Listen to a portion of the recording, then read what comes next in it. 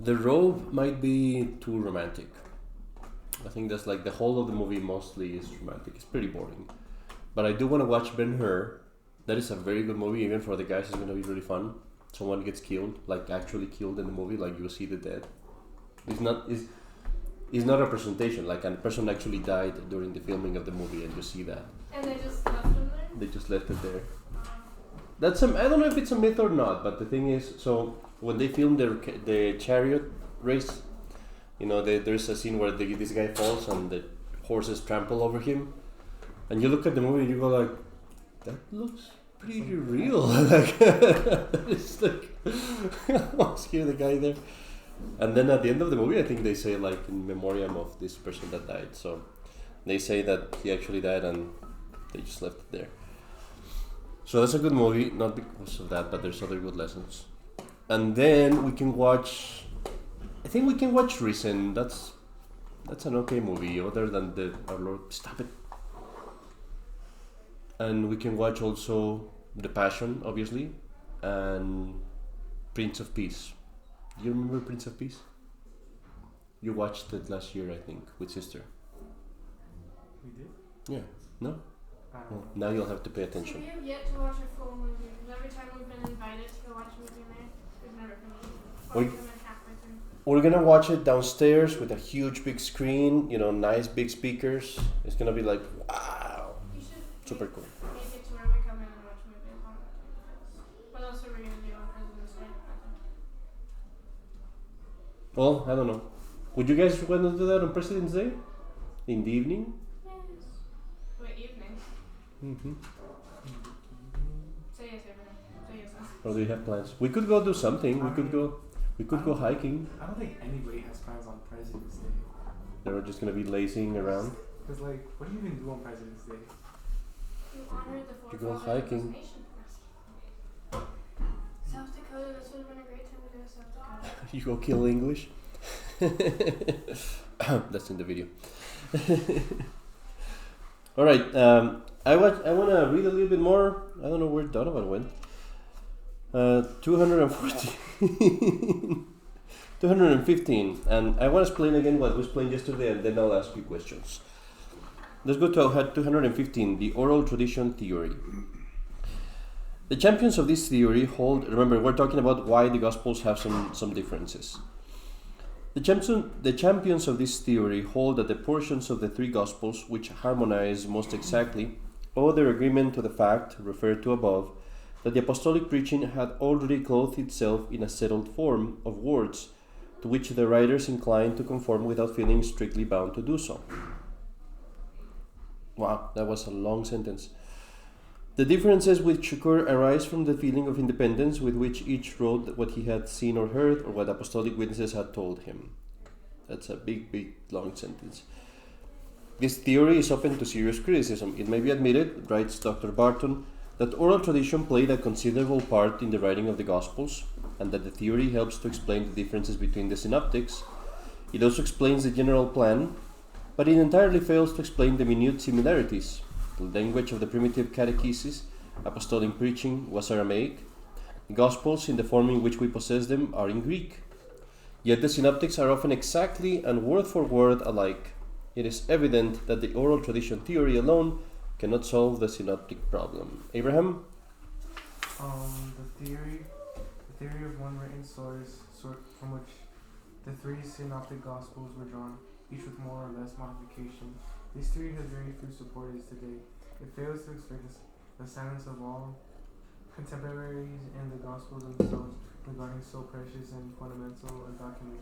It also fails to explain the difference in arrangement in the synoptic gospels and the considerable omissions made by Mark.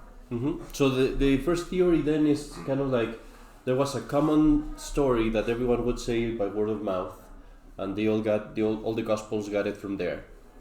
And then the differences are just because they didn't feel like they were obliged to be very accurate. Not a very good theory.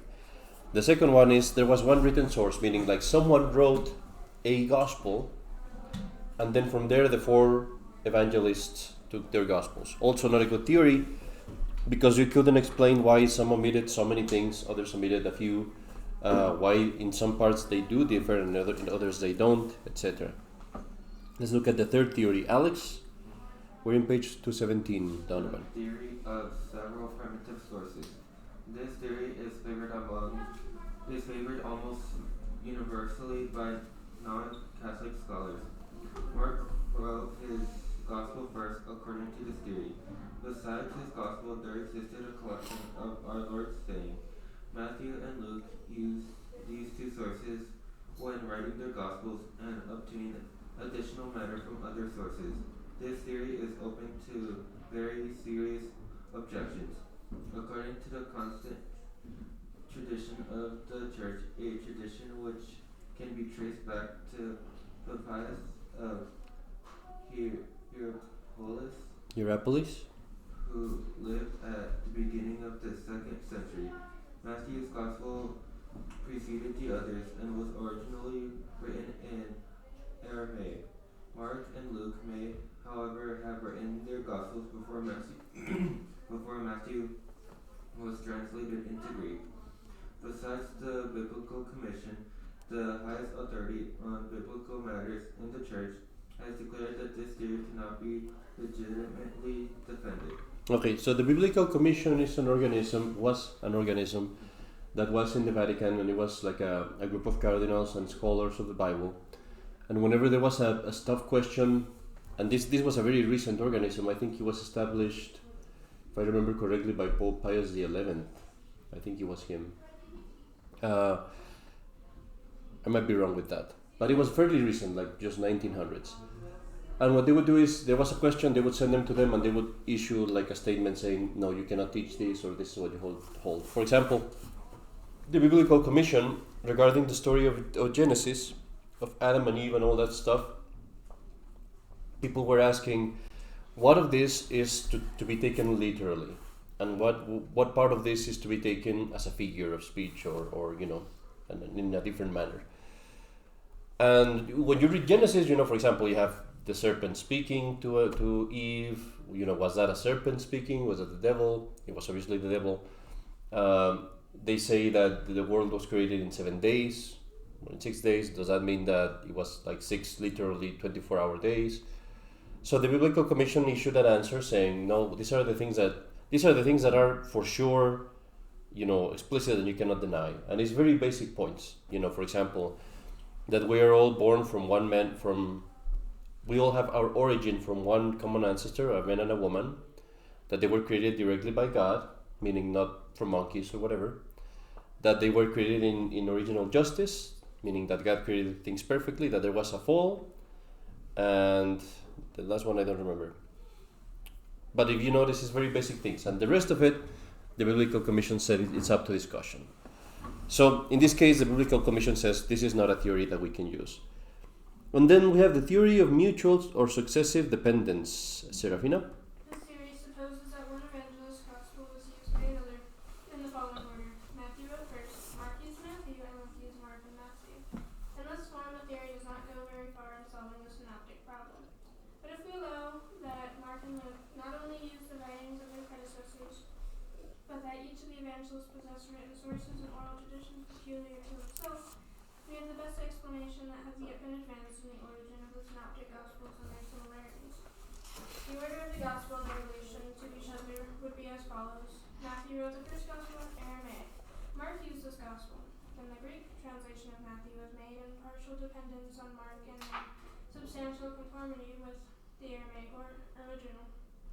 Luke wrote in dependence on Mark and partly on Matthew, but with other sources at his disposal for the history of the infancy of our Lord and many of his discourses and parables.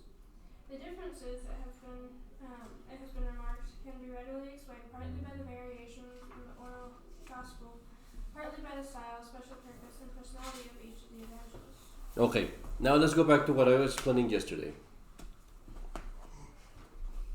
You're still here? You doing okay? Okay. Can I erase this? I think so. I think so, yeah.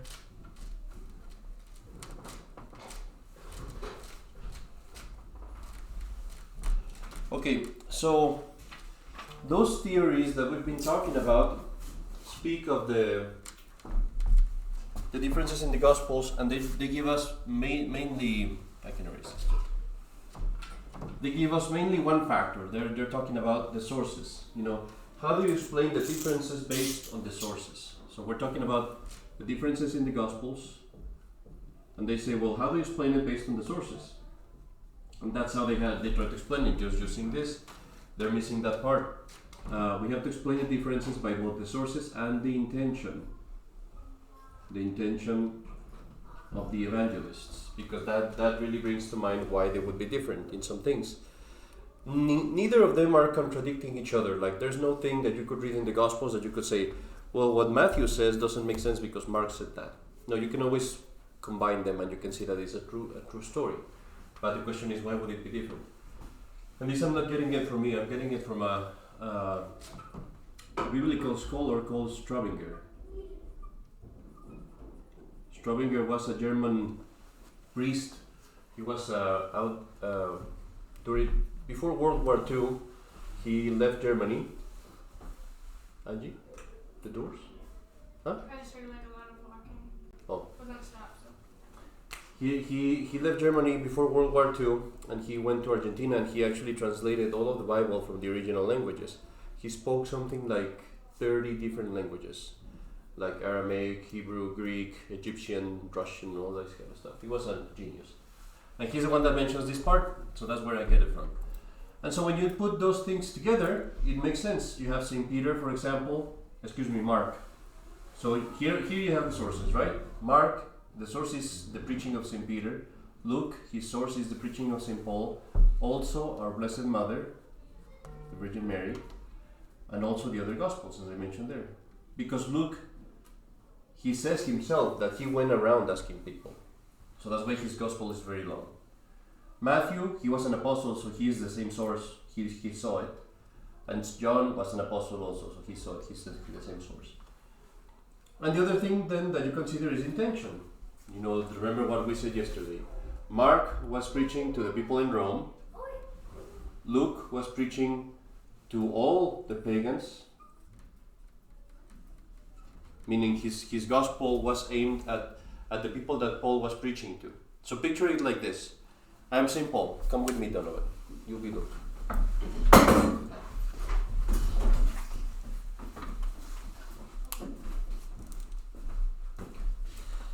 I'm St. Paul, and I'm here with my buddy Luke, my friend, and I'm like, yeah, we're preaching you the gospel, and we told you the whole thing. We told you all the story, and then it's like, we have to go to Macedonia tomorrow. I probably won't see you until like 1 year from now. And you say, well, yeah, what? We're going to forget all this stuff that you told us. And so Luke says, I'm going to write it down. And then he sends it to you. Okay? Thank you for that. Imagine if we wrote down like every word that you said in your classes. That's a very important point. That's where we're going. So Luke wrote for the people that St. Paul was preaching to, Mark to the people that St. Peter was preaching to, Matthew to all the Jews, and St. John wrote to anyone, because at that time the church was well established, but he wrote to defeat heresy, against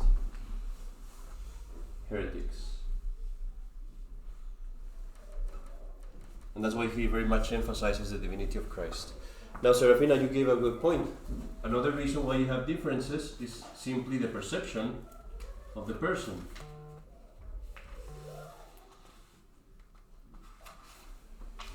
If you have three people, four of you guys, and I ask you to write a story about our hike to, Loveland, or about our last trip to Mother Cabrini. Alex might have better memory than Serafina in this matter, or Serafina might remember some details that Abraham didn't even notice, things like that, right? So how often does it happen that I'm saying something and Angie goes? And then when Angie writes her story, no offense, Angie, she's not here, but okay. When Angie writes her story, she's going to miss that part that I said when she was distracted, but someone else is going to get that. Does that make sense? That's why the Gospels, some of them will mention one thing, because maybe St. Peter noticed something that St. Paul didn't. St. Paul wasn't there, but St. Paul knew it by revelation. St. Paul knew some things by revelation that the other apostles didn't know. For example, St. Paul is the only one that mentions the blood of our Lord when he was in the agony in the garden. the other apostles didn't mention it. Maybe they didn't even see it. But St. Paul, because he had that by revelation, he could tell that. He also is the one that mentions that there was an angel that appeared to our Lord. So, things like that. Okay, now that we have that, we can answer some questions. Let's go ahead and answer some questions. Get up, piece of paper.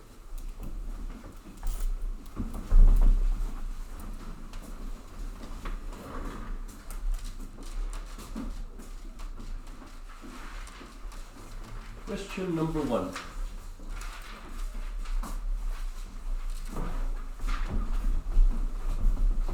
Which are the synoptic Gospels and why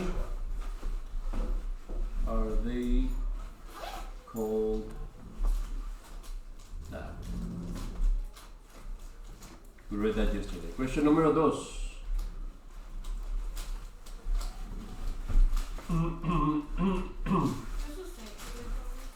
What's that? This was saint today. There wasn't any in the missal, but they usually put here like an extra one. Saint Onesimus. What? Saint Onesimus.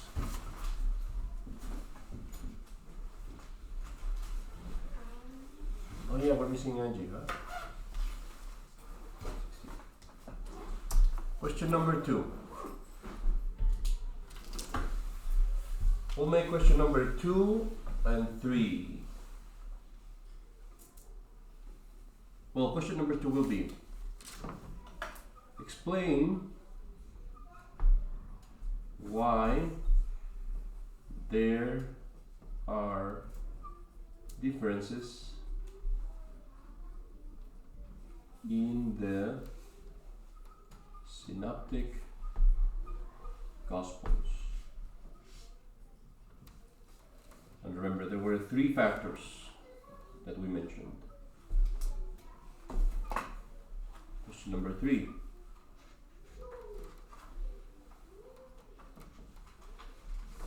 Three and 4 will make it. 3 and 4. Make a diagram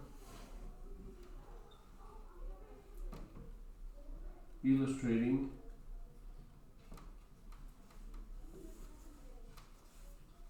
the source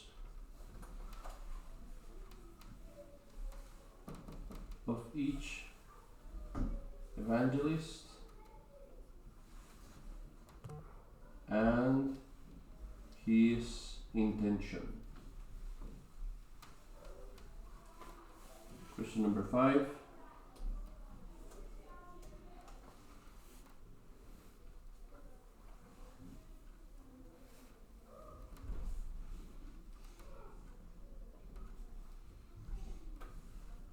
Can there be any error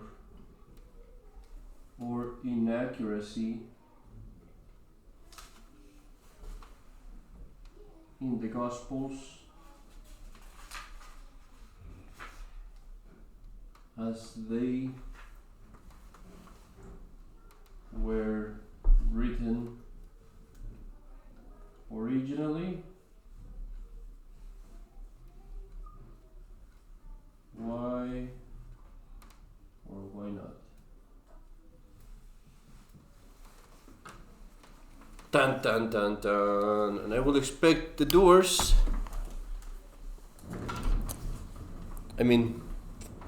our other students, to bring these questions Tuesday, please. Thank you. Bye bye.